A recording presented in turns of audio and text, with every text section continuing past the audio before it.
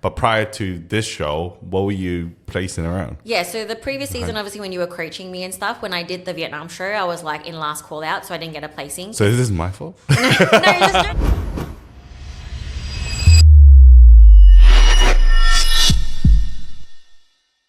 All right, so this is episode 2 of the Pro Stand-Up Podcast, hosted by myself, Jeremy So, IFBB Men's Physique Pro, and my co-host, Nicole Tan, IFBB Bikini Pro. Hello, everyone. Welcome back to the podcast. So this is Ep 2. Today, we're going to talk about and delve into Nicole's journey because a lot has happened since the last time we did the podcast. And when we did the podcast, I might have just been in a mini cut. Maybe. It was actually a while ago where we talked about what have you been doing since the last time we spoke. Yeah, so I think I briefly mentioned on the podcast that I got a coach. So I was coached by Luke Miller. He coached me through my last four pro shows. Yes, that was actually a lot of pro shows. Yes, I did 4 pro shows. Just some context, Luke Miller runs J3 University, so a lot of the coaches here probably know who he is. He obviously has a lot of knowledge, education-based stuff, and I think you found, obviously we did the J3U course and, found him, and then you realized, you know what, maybe you should get him to coach you. Yeah, and it was an amazing experience. Like Luke is a really, really great coach, and I learned so much from him. Honestly, I think, it was a bittersweet moment when we obviously had to stop. Well, in case anyone doesn't know, we'll just fast forward to the end. I am retired for the time being. So it was quite sad for me and Luke, and the only thing we said that we regretted was that we didn't start working together earlier, because he has a lot of confidence that he can take me really far, and I have a lot of confidence that me and him can go really far together. But I'm 34 and we have plans, and the plans was to stop anyways, especially depending on the feedback and stuff like that, which I'll get into. For the moment I am retired, but I'll give you guys a little bit of a recap on what happened. Yes, I think it'll be good for the listeners. Yeah, exactly. What happened in those 4 pro shows? So I actually started my prep really early in April. It was a little bit hard because that's during when Jeremy just finished competing. Yes. So at Jeremy's Nationals, I was already in prep. So I prepped from then to my first show, which was in Hong Kong. I think that was in September. That would have been in September last year, yeah. So September, my first pro show, I went to Hong Kong. So August. Is it August? I think it was August. It was a pretty long prep. It's about a 20-week prep. Yeah, something like that, yeah. I was not super happy about doing a 20-week prep, to be honest. I knew that 15 weeks will be more than enough to get me conditioned. But with Luke's methods, he likes a longer prep, and for me to come in early and to kind of cruise into the show is the general plan. So, the main other reason why I didn't want to do a long 20-week prep to my first show was because the last show I always wanted to do was the Taiwan Pro Show in December. So it was a very long time to prep from April to December. So it was very hard. It was not easy. Did the Hong Kong show. I came 5th. Yes. And arguably 5th. Yeah, so I came 5th in the Hong Kong Pro Show. It was an amazing experience going to Hong Kong. I have a lot of friends in Hong Kong. Hong Kong is a beautiful place. It was an easy 8-hour flight from Perth. So everything was smooth sailing. Everything was good. The show ran really late. So I only went on stage literally 9 o'clock at night, which is not ideal. The location also didn't have aircon, and it was really, really, really hot. Everyone was sweating, not just the competitors, but even the people in the audience. Jeremy was drenched. I was drenched. It was, aircon wasn't working. It was the worst experience as a spectator, but I could only imagine how bad it was for the competitors, especially if you are dehydrating a little bit, dropping water a little bit. It can affect the fullness of your muscles. But not only that, a lot of the men's physique competitors were just drenched in sweat. Yeah. All of them classic physique guys as well. And they were felt a lot for them. And not only that, it was 8 o'clock at night. Yeah, by the time they started the pro show. And so I'm they've already spent a whole day depleting, or obviously dropping water potentially. Then you're competing in such hard environments and having to hold that status of being a pro and, showing that pro quality, it was just like very impressive to watch. It was very harsh conditions. But this is what I want people to know is that like, this is very normal. A lot of people, when things don't go to plan on like peak week or show day, like they start freaking out. Yes. And I'm like, the most important thing you need to do on show day is just accept that anything can happen. And you just need to be as chill and as zen as possible. Just understand that everyone is in the same situation.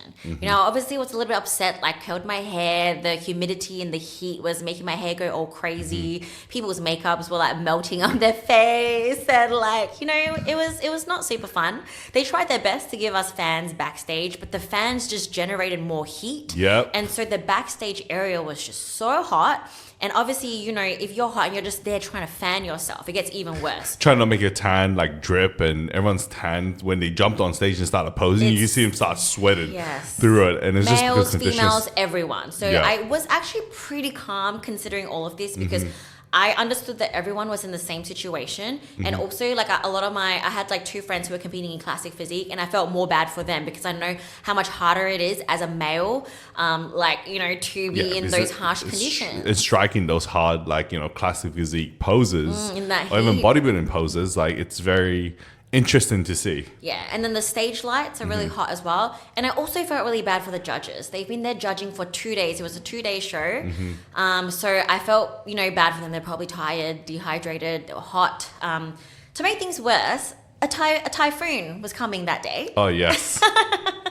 So literally just before I stepped on stage, the MC like came on to let everyone know it was like like type 3 or type whatever. Like, it was like a very high level typhoon coming. So the place we were competing is kind of in the middle of nowhere. So it was very hard to get taxis or like Ubers. I think people who were staying at the host hotel, there was like a shuttle bus service. Yeah. But I think the shuttle bus service were to end at 10. At this point, it was already like 9 o'clock. So literally the guy was like, so good luck to you guys. And left it at that. And this was before all the pros jumped on stage. So we were like backstage, sweating. It was hot.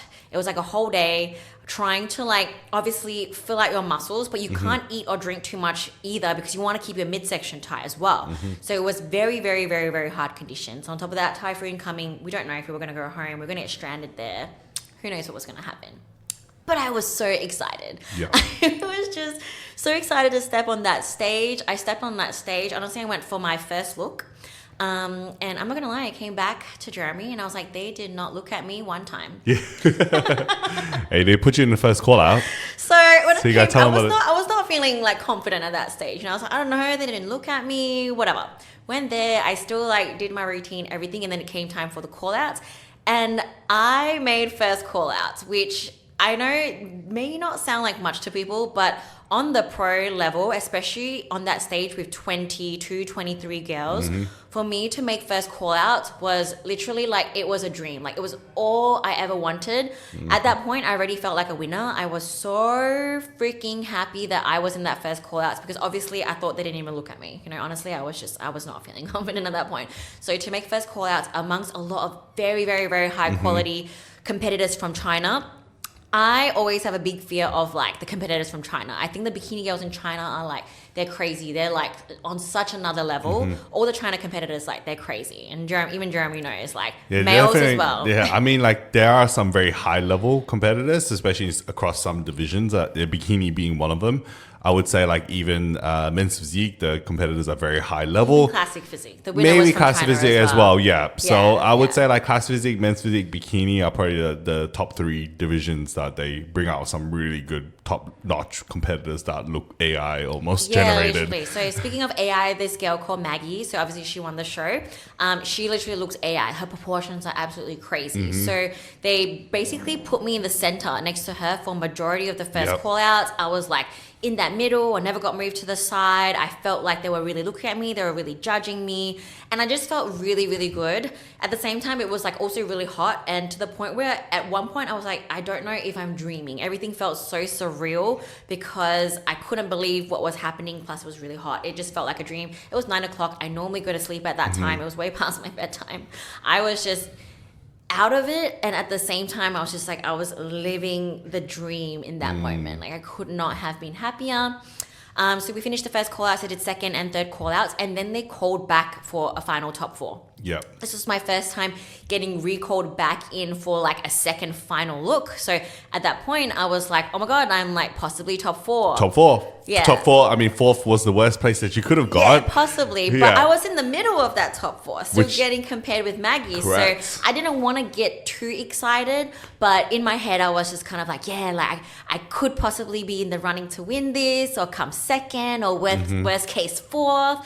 I was really happy, with either of those outcomes. To win, to come second, to come 4th. I was like, I'll take it all. I was so happy.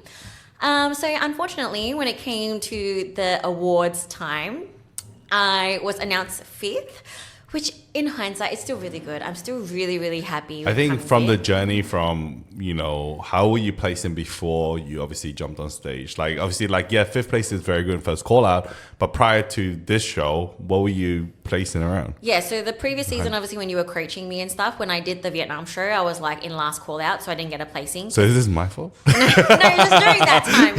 It was just during that time. Like she built and made more improvements. Yeah, I So look think, good even at that show. 100%, I already yeah. improved from the previous. You just needed more size in all the Yeah. right areas, which you Yeah. gave yourself time. And going from last call out to first call out is a very great achievement It's in a the big pro jump. ranks. Yeah. I think it definitely shows that you have something there that they like. For sure. It was a really big jump and I was still really happy with that. Obviously, in the moment, I didn't know how to feel. I think we were both a little bit disappointed. I think Jeremy also was It was a bit disappointed. shocking because, It's shocking, if you're in a confirmation round for top 4 and you place 5th, you kind of question what kind of happened there, and that's what competing's like, right? They're always gonna say yes, this is the placing that you got, and they're never gonna correct themselves, even if they do mess it up in because some the girl way. that ended up placing 4th was not in the final 4. Exactly. So they didn't even compare. So Yeah. it's like, how did they beat you if you never stood next to them? Yeah. And so that was the only confusing part. And at the end of the day, we don't blame the judges. It is what it is. It was a tough date for them because that show had a lot of competitors. And they Yes. probably were tired. And you know what? It is one of those things. I mean, the difference is even if you did place 4th, they only care majority about who they're going to give that win to. Yes. Because the win is, if you The won the Olympia show at that qualification. time, win one pro show, you make it straight to Olympia. Exactly. So realistically, they only care about who are you going to give this pro show win to. Mm. Second and third, they might also care about because obviously they're versing 1. But so that's why placing 4th or 5th, I think they're just kind of it could be up in the air sort of thing. Yeah. At the end of the day, I thought about it and I was like, whether I came 4th or 5th, it didn't really make too much of a difference. I was still not top 3. It's yeah. still very different. Being top 3, 4th and 5th, I feel kind of interchangeable. So It can be, yeah. I think at the end of the day, how happy I was coming 5th, how happy I would have been coming 4th, it's sort of the same. I just really enjoyed that experience of being able to be compared in that top 4. I stood right next to the winner. She was also definitely one of my idols. I really love her physique and I've followed her on Instagram for a long, long time. And I was happy to hold my own on that stage next to her. I made improvements. I looked good. And yeah, that was that. That being said, those girls, some were Olympians as well. Yes, there was many Olympians. Yeah, and you obviously haven't been to Olympia, so therefore, standing next to Olympians is a good, and in the running against them is already a great, achievement. And I think that's the progression of, the elite mindset. We talk about elite athlete, that, you just focus on your controllables, put in the work ethic, and, you'll get rewarded, but once again, it's subjective sport. Yeah. So and it's been a long journey for me. At that point, I probably already did 7 pro shows, and some were good, some were not so good. 7 pro shows, and how many shows did you end up doing compared, even with the amateur shows? How many shows? Well, I did 11 amateur shows before I turned pro. So 11 amateur shows. So almost 20 shows then. Yeah, a lot of shows. 20-something shows. A lot of shows. Yeah. I did not take no breaks. Every off season was still an on season for me. I took my off season very, very seriously. And my goal each show was to keep putting on muscle. And just the fact that I did put on a decent amount of muscle for that Hong Kong show compared to my previous, it was already a win for me. I love prepping, and I know not everyone does, and not everyone needs to, but I love the process. I love showing up to the gym every day in prep, and you're seeing new lines show up and stuff like that. I love even the feeling of feeling hungry, feeling tired, because I know I'm sort of on track and things like that. And it made it even more special for me because in that show I had also friends competing as well. We knew people in Hong Kong. We just had a really good time. I think like that was a really great experience. Anyone who is thinking of doing the Hong Kong show, I highly recommend it. They promise that like obviously this year they would include aircon. Yes. So, they understood that it was difficult without the aircon and stuff. So they're aiming to like change that. And I do highly recommend that show for anyone. I had an amazing stage video as well. They had photographers on the front, on the back. It was like 360. It was like a really nice video. Everything was great. It was great. And that was the first show also that I decided to do my own tan. So Jeremy tanned me for that show. And that was an amazing experience as well. Being able to like do your own tan at home and having that less stress. It does save a lot of time. Not saying that you shouldn't, like, if you don't have the experience, then definitely hire tanners from the official tanners. Yeah. They are very good. No, we cannot say that they're not. They do a great job. It was just only... For convenience sake and being a competitor in the pro ranks, like and traveling trusting their tanners like across the ocean. It's not some countries tanning is better than others, and we just didn't want to take that risk. We want to take that risk, so that's the only reason we went that route. And then we realized, why don't we just do our own tan? It's just convenience sake. It just makes it easier. So I spoke to a lot of the other competitors, but we highly recommend always get the tanners from it's the mainly because place. a lot of the other competitors were doing their own tan too. Correct, yeah. So then you found out. If everyone was getting sprayed, I think I would have got sprayed as well. Yeah. But because everyone was also doing their own tan, and then my friend Brian was like, just do your own tan. Told me exactly where to go find the pro tan and stuff. So we did that. And because I enjoyed that experience so much, Jeremy became my official tanner for my next 3 shows. I mean, she thought it was fun, but it was worrisome for me because the only controllable I can control as her partner was to do her tan right. And if a tan is wrong, I'll feel terrible. I'm like, oh my God, like we should have put more tan. So there was a bit of concern that I didn't get it right, but we did, and we got it perfect. So we knew how much base coats and all that stuff, which you learn, but we wouldn't recommend doing yourself if you've done sub 5 shows. Like I would say if you've done more than 5 shows, you probably can get away with doing your own tan because you have a good amount of experience. But if it's your first, second show, like just get the official tanners. Don't take that risk. Do not take that. We do not recommend doing your own tan. All the other shows I've done before this, every single amateur one was, I've always been sprayed. Yes, correct. So the first one we did ourselves. It was out of like 17 shows by then. Then it's like, oh, you know what? Let's just do your own tan. And that was only because it was recommended as an option. And the official tanners for that Hong Kong show might have not hit the tan perfectly. So we didn't take that risk. So after that, typhoon hit. We were in the rain. We went to have some Thai food, whatnot. I took a whole day off the next day. I ate whatever I wanted. My coach told me to kind of like stay within calories. I did not. I don't recommend not listening to your coach. But I was just in Hong Kong and I wanted to have a good time. And also, my next show was going to be in Taiwan in December. So I was like, I had heaps of time. At that stage, I haven't decided to do another show yet. But after speaking to my coach, he really wanted me to head over to the US. I had a lot of mixed feelings about this, talked a lot about it to Jeremy, because obviously we've been to the US before for me. I was in last call outs. It was fun, but it's not fun. This is in front of the Pittsburgh Pro, obviously prior to that, and the Orlando Pro, I think. The Girl Power in Orlando. The Girl Power. So like she obviously did those and was in the last call outs, and that was when I wasn't coaching you at that time. And obviously, standing in front of Tyler Mania and stuff during that time was the only feedback you got was, just need to be a bit bigger. Everywhere, like your perfect proportion, you've got the shape, just need a bit more size and muscle. So there was a lot of mixed emotions. But after that Hong Kong show, we definitely decided together that it might be best. And Luke, your coach, was, recommending that, you should probably try these US shows and get in front of the judges again, get in front of Tyler again, I was terrified. I did not want to do it. But the main reason why I decided to do it is because I knew that I was going to retire this season and I didn't want to step away with any what ifs. I wanted to know exactly where I stood, and I was like, I knew where I stood last time. I know I'm better this time. I don't know if it's enough for me to do that much better than I did last time. I know that everyone in the US has crazy density. There's going to be Olympians there for sure. And all the shows are always going to be big. It's always going to be like at least 20 girls. And I've done shows with like 35 girls or whatever. So it's always going to be a lot of people, a lot of big names. And obviously in front of American judges. But I just wanted to know. I couldn't step away without knowing. I just really wanted to know where I stood, and just to see whether I made improvements and just to get feedback, So the next show I did was the Hawaii show. It was a Sean Ray show, but he brought Tim Gardner to come and judge that show. Tim is an amazing person. He's an amazing show organizer and a judge. He's just such a like kind and calm person. Yeah, would you say? He's just like super chill dude. Yeah. Very like positive, very nice. Yeah. Very good promoter. Yeah. I would recommend doing any of Tim Gardner's show. Like he definitely is very passionate about the shows he did.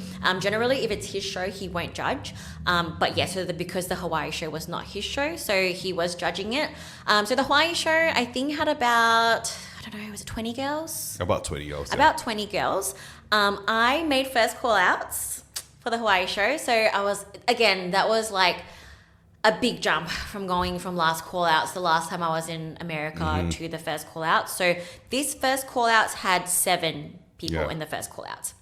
And then I was in the sides of that first call out. So I knew I wasn't probably going to make top 5 or whatever, but I was still happy to be in that first call out. And then they left me there and then brought out the people of the second call out. So then I was like, oh my God, now I have to pose again. So everyone practice your posing because they're going to make you work and then they might keep you there and make you work again. So after I was like, okay, like, you know, but it's only for pro shows, to be fair. Yeah. So on the amateur level, it will be more straightforward, just first call out, second call out, and that's yeah. So when they left me there at that stage, I knew that I was probably 7th, exactly 7th. Yeah, you're battling for that 6th, 7th. So because all the top 6, they got taken off, I was left there and then they brought everyone else. So I was like, I really needed to pose and fight even harder in that second call out because I was then like, oh, like I need to fight to keep my 7th spot. Like I can't drop any lower. Like I need to fight for this. So I really had to fight for it. They kept me in the middle the whole time. There was a lot of people in that second call out that were like so much bigger than me.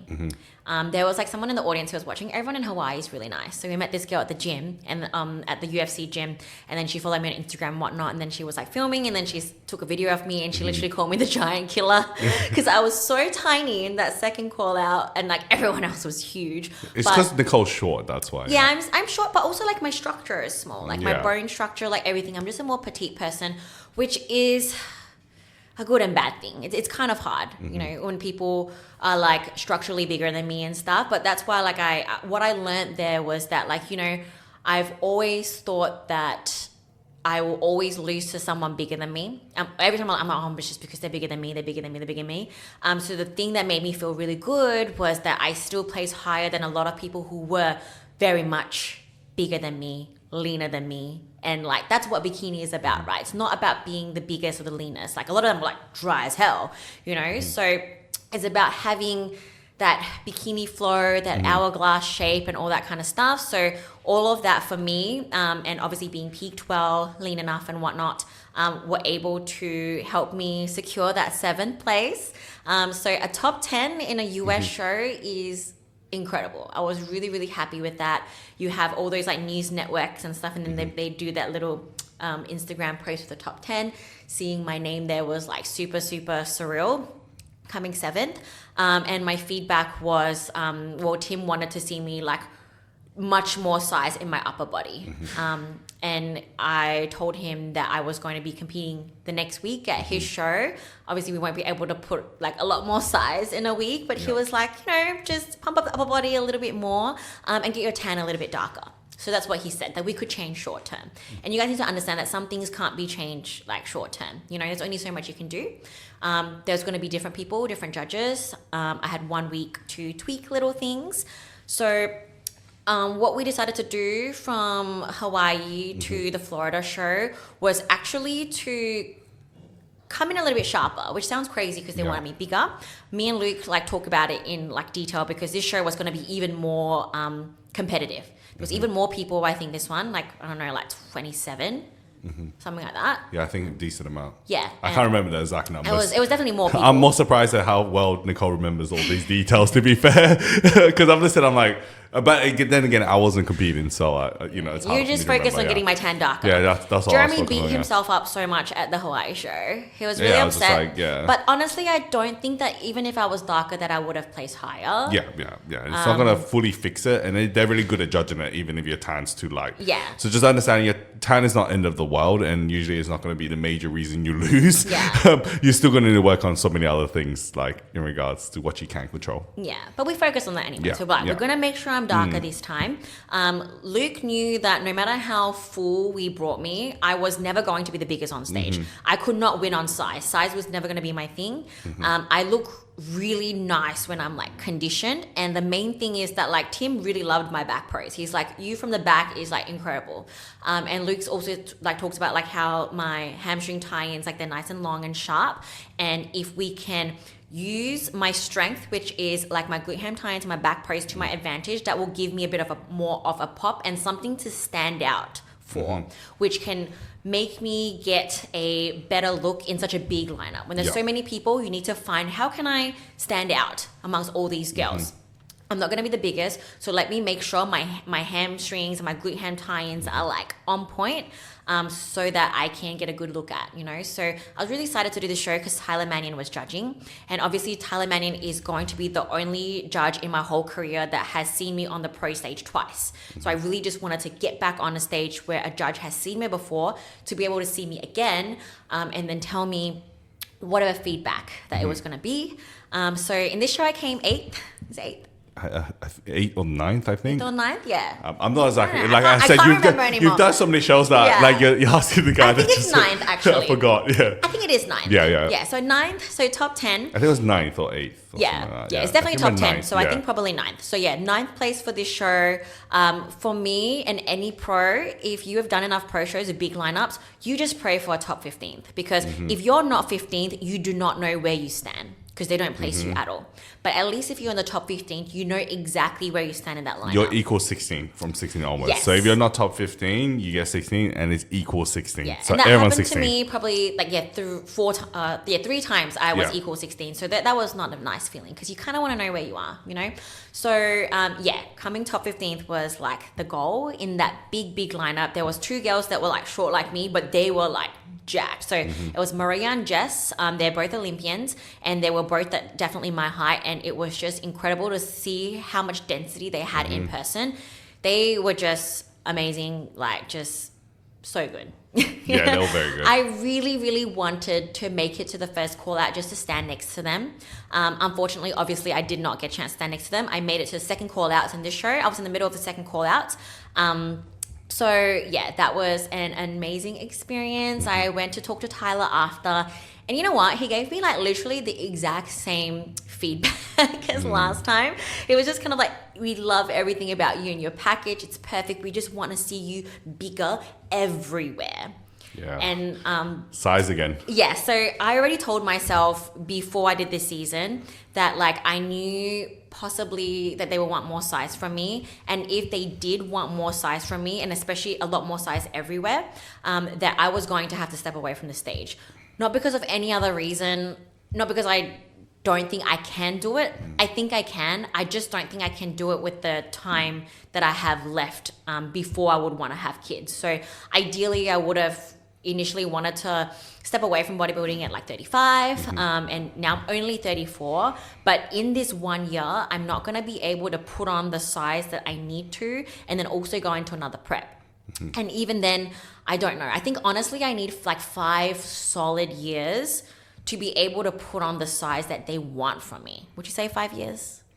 I think 5 years is far-fetched. I think maybe 2 years. I think 5 years is a bit long. Like by then you'd have too much muscle. I don't think so. I don't think I'll ever have too much.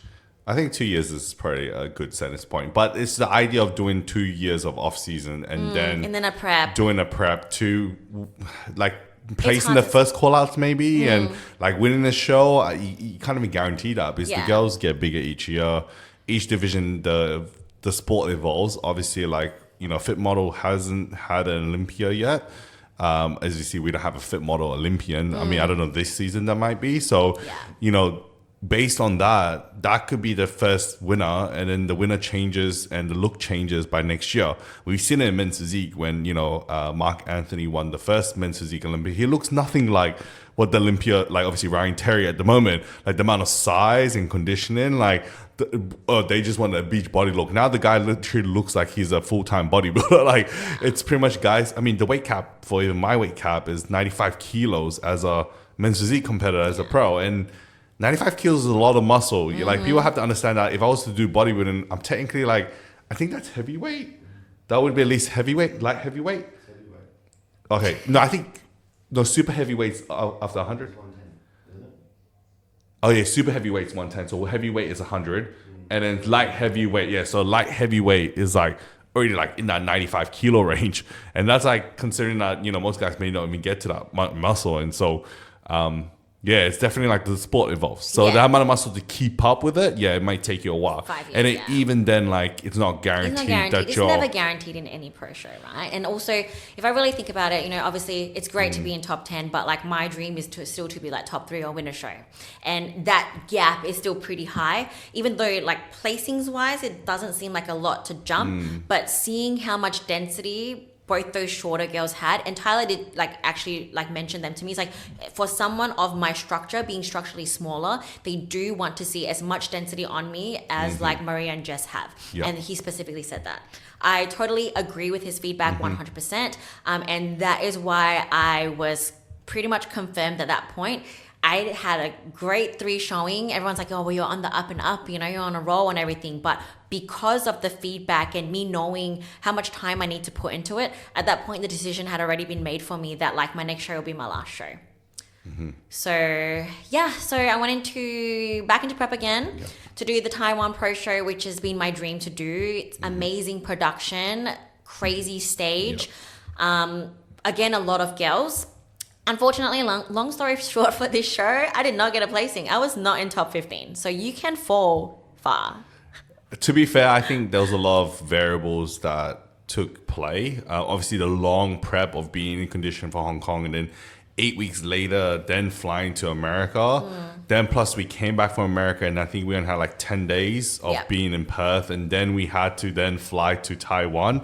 And not only that, in that time, we also, I fell sick, which made you sick. I was sick like 4 times in prep, basically. Yeah, so you couldn't train hard, trying to maintain that fullness and conditioning, the muscle. Like, I think it all played a role in your last show. And so I don't think it was it's out of your control. Like, falling sick is not what you can control. And the long flight from America to Australia is a big flight. It's a brutal flight. Yeah, and then we fell sick just after we got back. We were just in jet lag time. We were trying to adjust the time. Plus, then you're also sick. Like, I think a lot kind of played a role in the last 2 weeks to lead into Taiwan. So I think it was just a bit unlucky. So we definitely can call it like it wasn't anyone's fault. Maybe a bit of overlook as well, based on the judges. I think like you definitely did get a little bit overlooked. But that being said, I think definitely like the prep itself. And so that's why we tell people now, it's like, what is your end goal and what is your timing like? It is important. Like if you're doing a state show, but you want to win your pro card, then you need to peak for nationals. Like, yes, you could be coming as well as you need to for state show, but you gotta leave some left in the tank to be like, okay, I'm gonna get through to it and do well better in this show. Whereas obviously being a pro, you're like, you have to be good at every show. Yeah. But that being said, a lot of pros don't hit the mark on the first show. Yeah. Like that's why they do consecutive shows after that, and they try to perfect it until and because the right all look the is needed shows to are win. so good, someone can literally be in like first call outs and then like last call outs the following week. And we've seen people go from last call outs and make it the first call outs, or they win a show and they get last call outs the next show. Like it happens in the sport. There's a particular pro, I don't want to say her name, but I love her physique. She like came second in Mexico, but then I versed her in Hawaii and I placed higher. And she was in the last call-outs, which was shocking. Yeah, shocking. Like you to think she's a big name as well. Like everyone was like, yeah, she's like social media influencer. She's famous. And so for her to come second place in a pro show and then make last call-outs, and so that's why we tell people it's very subjective. But you want to peak for the right show. Obviously, once you turn pro, then you can worry about like, okay, now I need to be perfect at every show. And I think that's when a coach's ability to manage those variables are very important, because I think like timing it right, like it requires a good eye to obviously how to manage, like maintain that fullness, maintain that look, so they can adjust it to what the judges like. So yeah, going into that show, like when I look at my photos now, like I don't think I look bad. And that's the thing. Like which is good. I can step away from it knowing that like, even though the placing wasn't what I wanted to do, at least I was still proud of what I brought for my final time on stage.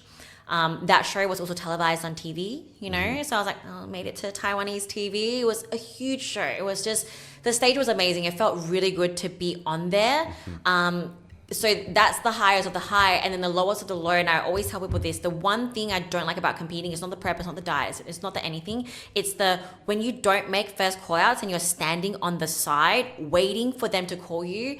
There is no feeling that is worse than that in the world. Like that alone, every time I think about that feeling, and I felt that a couple times now when I didn't make first call outs and I was like waiting on the side. That feeling is enough for me to be like, I don't ever want to compete again. Like, it's so hard. I love prepping and I love, like, you know, everything leading up to it. I love posing, everything. But just standing on the side, waiting for them to call your number is literally the worst feeling in the world.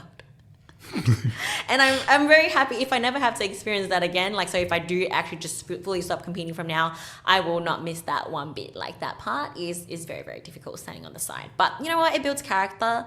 And yeah, like, I think when it comes to these things, sometimes when there's so many people, when you're not in the top 6 or top 10 anymore, I don't think like they really place you or look at you exactly. They just call whoever up, you know. Yeah, unless you're at Olympia, then like they're gonna judge you properly for the top 15. Yeah, because that's the best in the world. Yes. You know, like you're getting 6th in the world. You know, it's not like like it's 6 of the, you know, this 70 bikini pros at Olympia and they're placing top 15, so it means something. Yeah. But in these shows, I think number one, most important, so top 3. Yeah. Because obviously the 3 will stand next to each other, and that's where they're judging. Okay, who we placing? Because they're gonna get points and stuff. Yeah. Yeah. Yeah. So at the end of the day, I was like, I'm not good enough for that show 100% to be top 3 or top 5. Probably not even top 10. Do I think I deserve to still be in the top 15? Yes. But does it really matter at this stage? No. The only hard part, obviously, when people don't have a good showing of their last show is they almost want to go on like a revenge show. Like, I need to redeem myself. And if I were to do another show, it was just to redeem myself. It's not even guaranteed. It's so hard. Like, you can make improvements, and then they'll be like, you still need to improve more, and then you get a bad showing again, and then you're just stuck in this vicious cycle. It's always hard, because when do you stop? Because when you're on the up and up, people are like, oh, but you're so close, why do you stop now? And then if you have a bad showing, they're like, oh, like, then you want to do another one to redeem yourself. And then if I kept going like that, I would never stop. Because, like I said, I love prep. Like, I thrive in this. I love everything about it.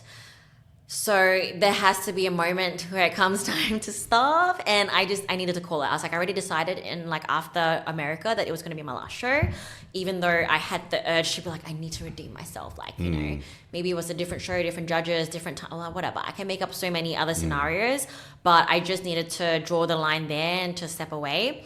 And also you are going to go into your possible final season of competing. So I was like, look, let me just stop so I can, you know, be there for you and, you know, my clients, my friends, and get back to being normal. So yeah, that was the decision that was made. So how do you feel about the decision? Are you pretty happy that I'm retired now that you get to live with retired Nicole for half a year?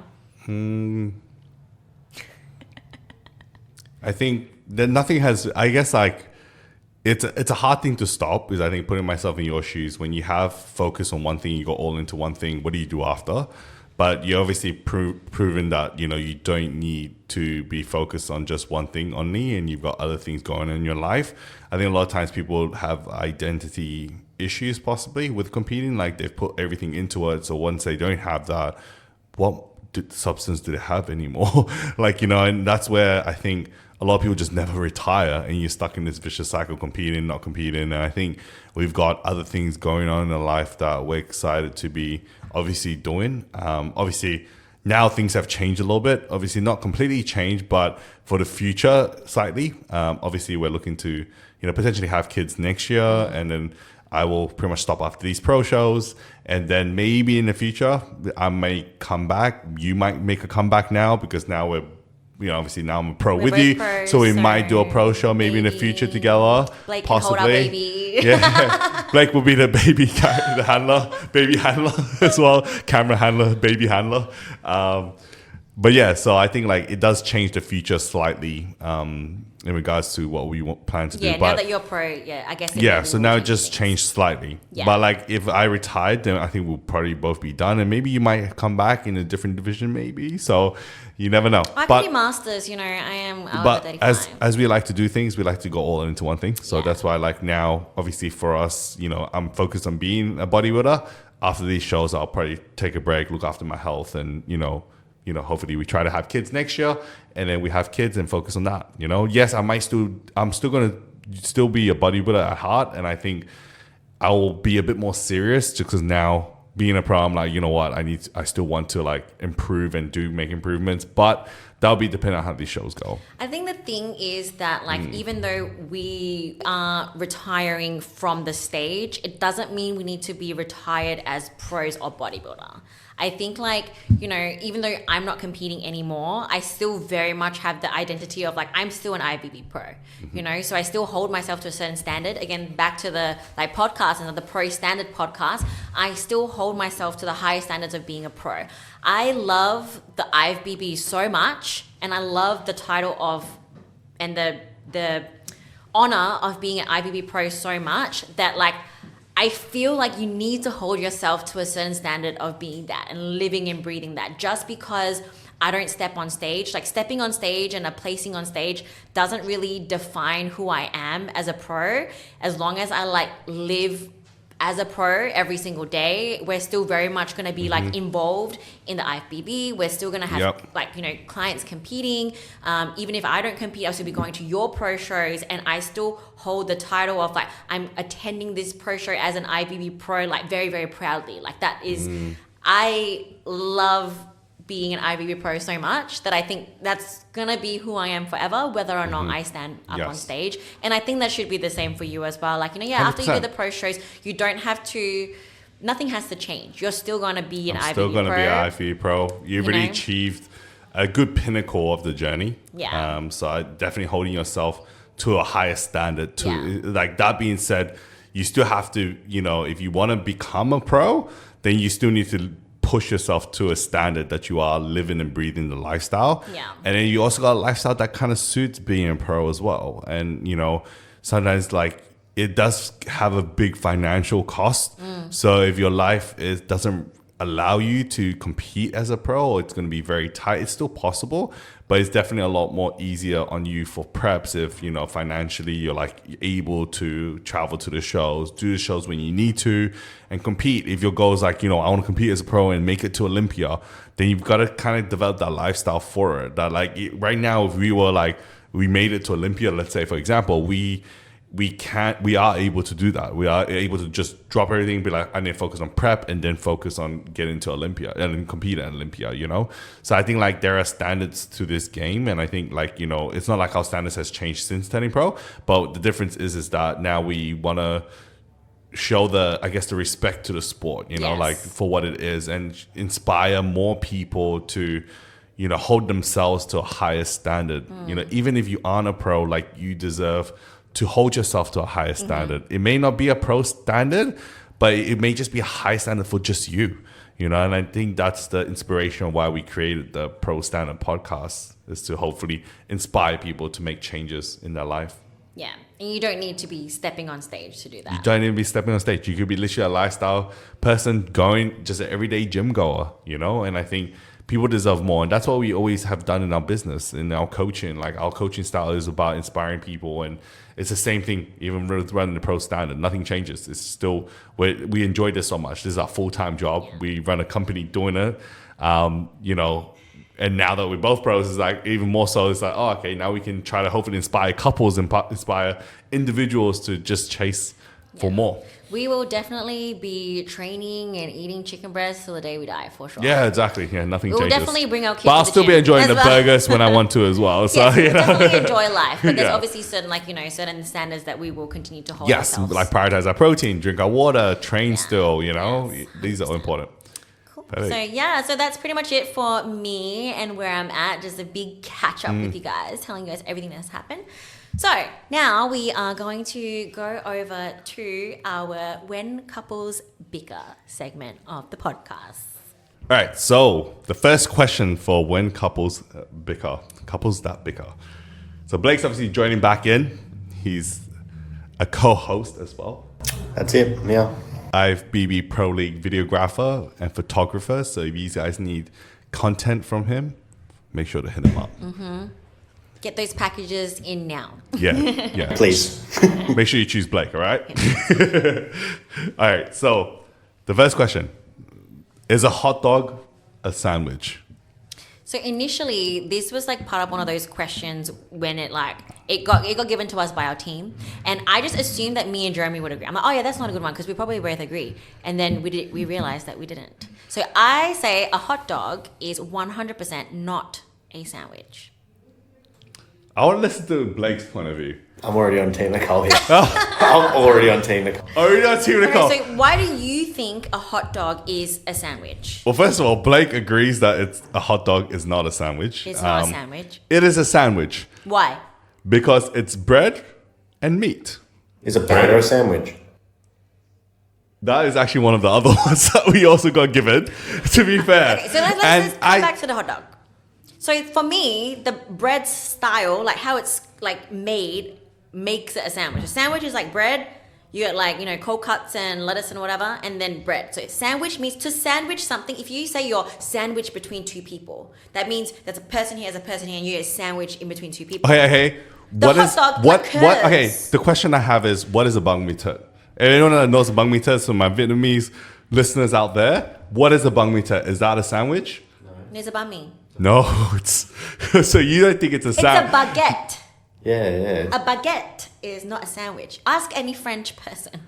So a baguette is not a sandwich? No, of course not. Bro. Sandwich, you need two of the same things with things in the middle. That's a sandwich. You know you've lost. Just give up. Yeah, I think to be fair, that's actually a good agree. The only reason why I disagreed is because I want to be team opposite for this. No, you said straight away that you like... I did question it. I was like, you know what? Why can't it be a sandwich? Like, let's say if I do cut it down the middle, and I put a sausage in the middle. How do you cut it a sandwich? Because a hot dog is like, as you said, a baguette is like kind of like It cups it. So if I cut it down the middle, is it still a hot dog? Why would you cut it down the middle? It's the style of bread as well. Yeah. It's got to do with the style. It's a hot dog bun. Nobody calls that a sandwich. It's not a sandwich bun.